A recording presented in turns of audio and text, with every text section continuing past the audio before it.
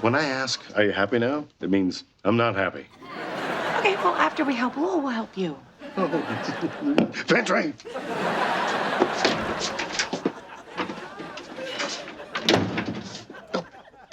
Don't you see what you did? If I don't know about stuff, I don't have to fix it. That's why I turn off the UNICEF commercial before they show the kids.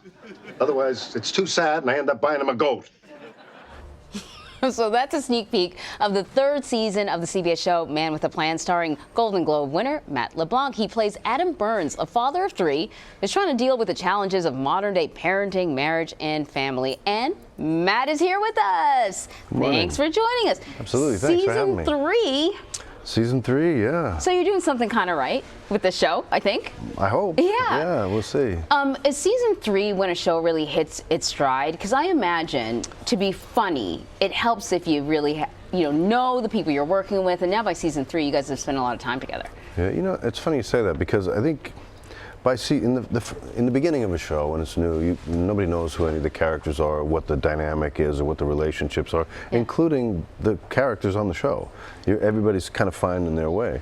But by season 3, you get to start to tell more character-driven stories versus story-driven stories. So you see more character development. There's less exposition. You can be more efficient with the time you have. You only have 20-something minutes on the show by the time they sell commercials and everything. So it's not a long time. And I think once you get to that point, you're kind of off and running. I think this is our strongest season yet. There's some really funny stuff that happens.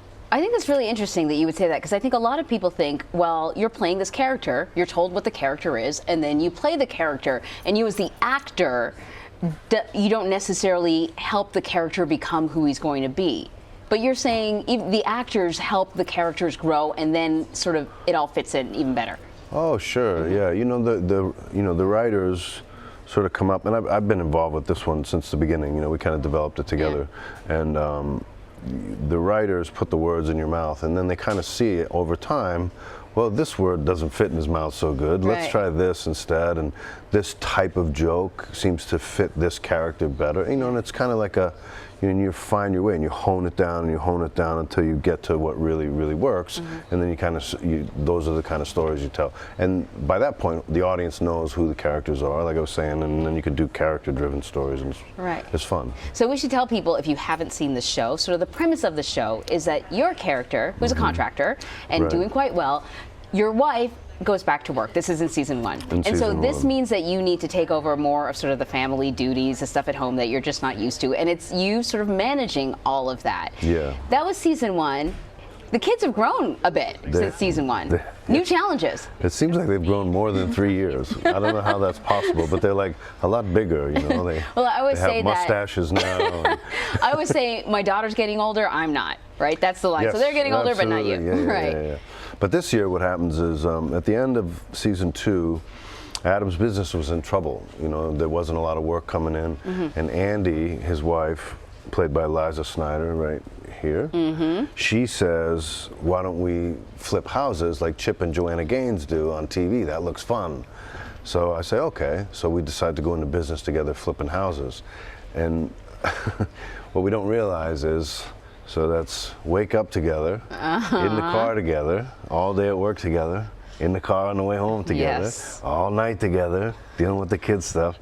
That's a lot of together. And the problems that come up as a result of that sort of provides a lot of comedy, and I think it's fun. I think it's relatable. I think people will get a kick out of that and say, that's why I don't work with my wife, or that's what happens when we go to work together, or it's just it's a fun area for the show to be. Yeah, there's a lot you could do with that for sure. I'm thinking of stuff right now.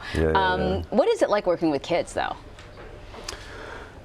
Kids are funny because they're, you have a child, so you know that my daughter's not a kid actor. I feel like kid actors, whenever we've interviewed actors that are children, they operate in this space that's sort of like half child, half adult. Like I find myself often sort of stunned at their vocabulary and all that sort of stuff. That's when they're here doing the interview in front of you. It's not like that. Okay. No. I'm a sucker. They're kids, They're brutally honest. There's no filter. That's what I love about kids. There's no, it's like our society teaches them to not be honest after a while. When they're little, they're born just like, I don't want to talk to you right now. It's so true. And I don't want to do what you said I have to do. I don't want to. And then it's all, as they get older, like, oh yeah, I gotta spend time with you now. All Yeah. right. Hi, how are you? Come on. Exactly. Give Auntie May a hug. Yeah, and when they're little, they're not. But they're, they've grown into good actors, you know what I mean? And they're pretty focused. And it was funny when they were little. You'd see that, the set is a house. It's our house, and there's, how a house is when you have 3 kids. There's stuff everywhere. Right. So at the beginning of each take, there's like stuff all over the table, and the prop guys, the kids are playing with everything. Right before we start, the prop guys are like, "Don't touch that. It has to match the last take." Right. Continuity. But now it's good. They're doing a great job. I'm really proud of them, and it's fun too. It's like my character he's a husband.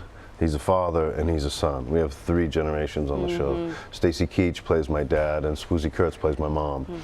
And Kevin Nealon plays Don, my brother. So we see his wife, and Marcy. Business partner, right?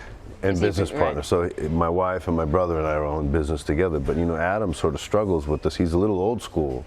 This parenting now in today's world, and that's one of the big premises on the show, is how do you deal with this sort of new age parenting. Yeah. Nobody gets the belt anymore. No. No. I mean? Not that he wants to, but he's like, that's what he got. So I don't know how to deal with this. He keeps saying.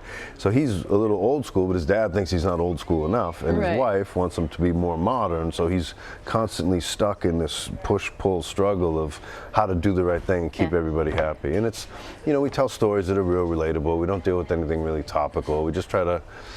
It's just it's real life. It's escapism. You know what I mean? Yeah. It's like hopefully we can tell stories that people at home will watch, and it'll incite a conversation at home. That's all. Well, the thing about it is, real life is really, really funny. I think when we're in the middle of it, it's hard to see the humor, and that's what's so great about shows like this one, is it sort of reminds you that these sort of real life struggles, when you sit back, they're hilarious. Like this year, Jeff and Jackie Filgo, who are a married couple, those are our showrunners, our executive producers, along with myself and a couple of other guys, but they're the head writers on the show, and they encouraged the writing staff this year to tell stories based in true life, things that have happened to them. And like, for example, one of the stories this year is my son and my daughter, my youngest, are at school, and there's this kind of bully on the playground, and he pushes her down. And she comes home and she's all upset and this and that, and I find out about it. So what happened in real life was this one writer, he told his son, you put that kid on the ground. Right. Well, you can't say that. No. You can't do that today. So that's the advice I give him. You knock him down. He put her on the ground, you put him on the ground. And of course that causes a big mess. Right, I bet your wife was like, like, you can't do that. Right. So but again, a story that was based in reality, and then we sort of elaborate on it with the jokes and everything else. But it was really funny. Another fun story that we did is my eldest daughter decides our relationship is kind of strained, and she's growing, and I miss that sort of. She doesn't hug me anymore, and I miss it. So I'm trying to bond with her. So she decides she's going to be a vegan. So I'm like, what is that? Right. So she shows me this documentary because I don't understand her. And then I decide I'm going to do it with you, and it's both of us. Ultimately, nobody can stick to that. Right. You need cheese. Cheese. Meat. I got to have the meat. I love it. I wish you much luck with season 3. The show is doing quite well. It's hilarious. So Matt LeBlanc, thank you so much. Thank you. Thanks. Man with a Plan returns for its 3rd season on Monday, February 4th at 8:30 p.m. Eastern, only on CBS.